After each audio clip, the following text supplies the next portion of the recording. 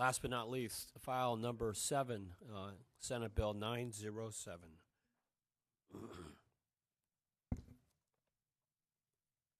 Last for Senator Newman's bills. We still got more than 10 bills to go. I promise that's my last. This is my last bill. I promise. End of the legislative cycle, as you know. Mr. Chair and members, I am pleased to have the opportunity to present SB 907, a district bill which, when passed, will improve representation and electoral participation in Orange County by making two very sensible changes to the Orange County Board of Education. First, increasing the number of trustees from the current 5 to 7 members. And secondly, shifting the board's elections from the primary ballot as currently conducted and into the general election in November. My office has worked closely with the Orange County Board of Education on amendments that will now move them to neutral. These amendments would increase the number of trustees as part of the next decennial redistricting process in 2030, while shifting the election of board trustees to the general election starting in 2026. The Orange County Department of Education, formed in 1977 and jointly governed by the Orange County Board of Education and the county superintendent, is responsible for providing alternative and special education programs to more than 91,000 students, many of whom are among the county's most vulnerable and disadvantaged. The OCBOE is also responsible for funding and developing a variety of programs that support the nearly 500,000 students enrolled in Orange County's 28 independent school districts, as well as serving as the appellate authority of last resort for charter school applications rejected by local school districts within their jurisdictions. Since Orange County's Department of Education was established in its modern form, its population has nearly doubled from 1.8 million people in 1977 to its current population of nearly 3.2 million, making Orange County now the third largest county by population in the state of California. Of the state's 10 largest county, Orange County is currently one of only 4 whose county boards of education have only 5 trustees. Further, in the nearly 5 decades since the constitution of the Orange County Board of Education, Orange County's population has also become infinitely more diverse. According to the 2000 census, at that time, more than 50% of OC's population was white. As of the most recent census, that share had dropped to less than 37%, with Orange County having now become a resoundingly majority county. Expanding the board from its current 5 trustees to 7 will ensure that it more fully reflects that diversity within its elected membership over time. Moving the election of the Orange County Board of Education trustees into the November general will also ensure higher participation by that more diverse electorate. This would be a positive development in not one, but 2 directions. First, as mentioned, it will result over time in a board that more closely reflects OC's changing population.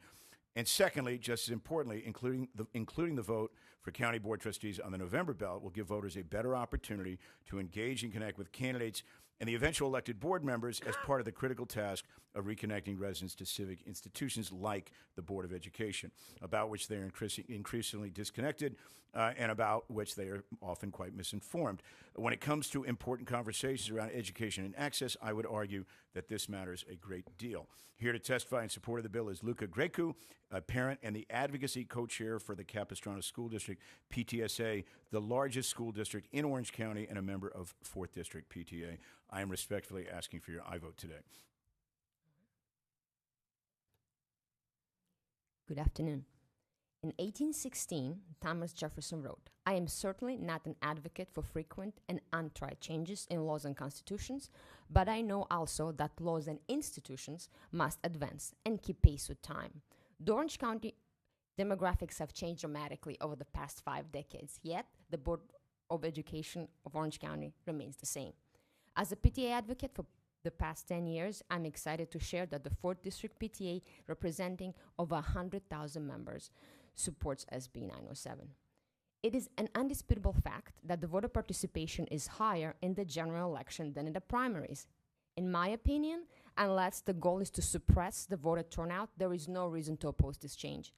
The Orange County Board of Education was established in its modern form in 1977. Aliso Viejo, my hometown, didn't exist until 2001. Irvine, the largest city in Orange County, grew from 11,000 people in 1977 to 330,000 now. Orange County's population has grown from 1.8 to 3.2 million. Increasing the board size from 5 to 7 makes perfect sense. Orange County, being the 3rd largest county in California, would benefit from 7 board members. This would enhance representation across diverse communities, ensuring every area has a voice in educational policies. More members also will foster greater community engagement, strengthening connections between the board and the public. This is not a bill just about numbers. It's about ensuring fairer elections and better representation for Orange County's diverse population. Let's move forward and ensure our educational institutions evolve with times. Also, I appreciate the author's willingness to take amendments. Please vote yes. Thank you. Public comments in support of the bill, please come forward. Kathleen Fay on behalf of Orange County's 4th District PTA, we support the bill. Tiffany Mock on behalf of CFT in support. Thank you. Derek Hollingsworth, parent of students in Fullerton, in support. Alejandro Flores, Fullerton resident, in support. Cassie Mancini on behalf of the California School Employees Association in support.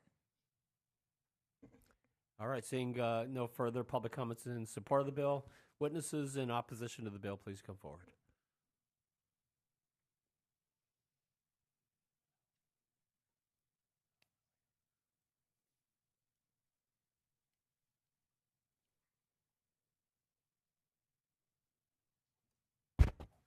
Good morning, Mr. Chairman. Thank you very much for the opportunity to testify today. Tom Sheehy on behalf of the Orange County Board of Education, and we are here in opposition to SB 907 in its current form. We are working with the author and his staff on a set of amendments that would remove our opposition, and we very much appreciate the author's willingness to work with us. We're looking forward to completing this legislative process and getting an outcome that'll be good for everybody. With me here today, I have former board president and current trustee, Miss Mary Barkey, and we are both here to answer any questions that you may have. All right, thank you. Did you want to have any comments at this point, or you want to just answer questions?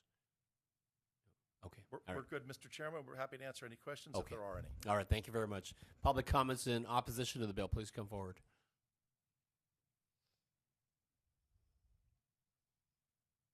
Good afternoon, Chair Martin Radosevich on behalf of Bob Naylor, who can't be here, representing Fieldstead in opposition.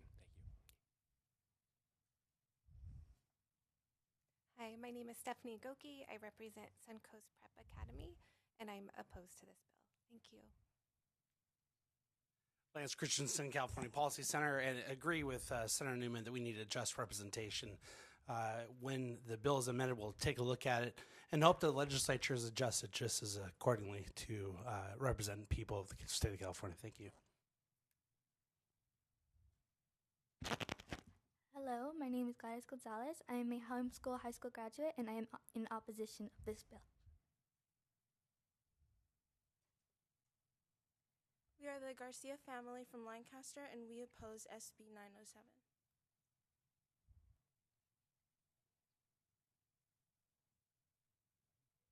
Hi, my name is Nikki Nicola. I'm from Los Angeles County, and I oppose Bill SB 907.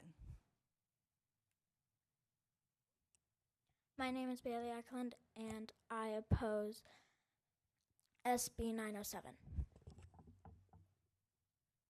Hi, I'm Wendy Eklund from Placentia, advocate for school choice, representing families across the state, and we oppose SB 907. Thanks.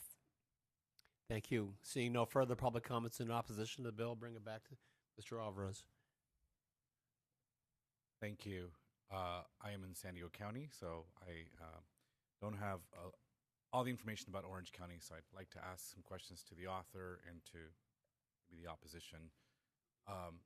What is so currently the elections occur when? Currently, the election for the Board of Trustees occurred during the primary, and it's a so-called one-and-done election. You can win election in a low turnout primary with a very low vote, especially relative to the larger electorate that would participate in the general. Thank you. And is there opposition from the board on moving the election date? Mr. Alvarez, if I may, as I said, we're working on a set of amendments that would remove our opposition. I shouldn't say I.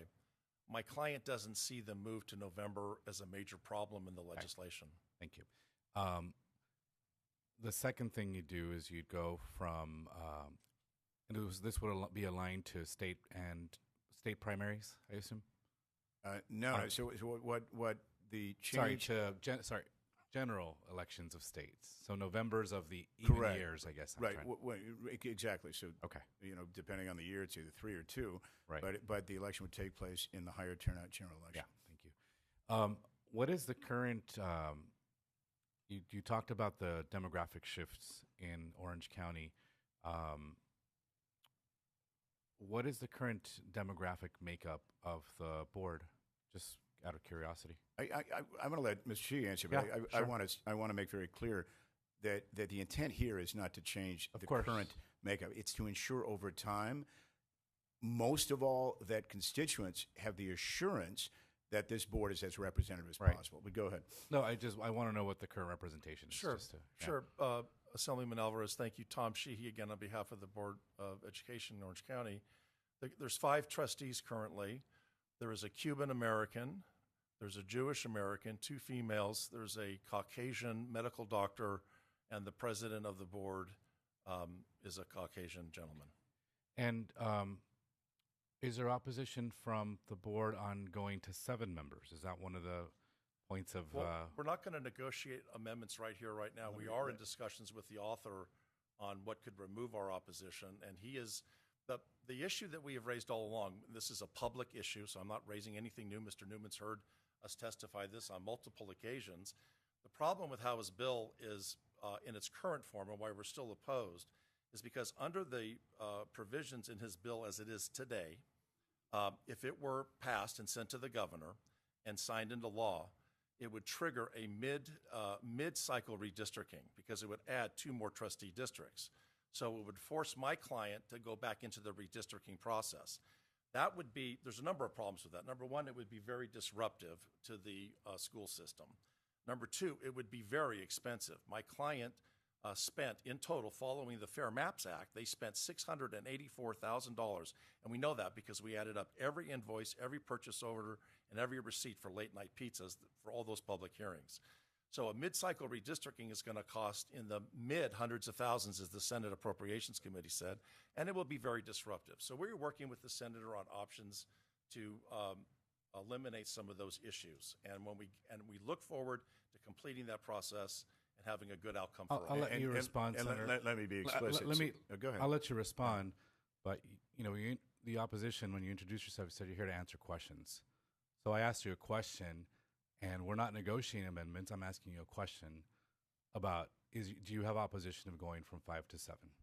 As long as it doesn't trigger mid-cycle redistricting, we don't have a problem with that. Okay. Would you like to add something, Senator? To be clear, I'm prepared to, in fact, I've committed to taking author amendments moving forward that would provide that the expansion would take place within and according to the next decennial census reorganization. So that'll be effectively 2032, and that is taking into consideration the very valid concern about a midterm redistricting and the cost that might entail. So that's the bill that will actually make its way after appropriations to the Assembly floor. Are there any other concerns, Senator Newman, that have been expressed to you by the opposition beyond those 2? Actually, no. I can't speak for the opposition. I think we're in a good space to remove their opposition, and I'm grateful for that. So no, I think we're in a good spot. Thank you, Senator Newman. Thank you. Seeing no further questions or comments, Senator Newman, thank you very much for your engaging. We also had an opportunity to discuss this bill. I had an opportunity to meet with your opposition, and it seems like you have an agreement, or you're working on finalizing an agreement for amendments that will be taken in the Appropriations Committee. So today we are voting on the bill as is, but it is with the understanding that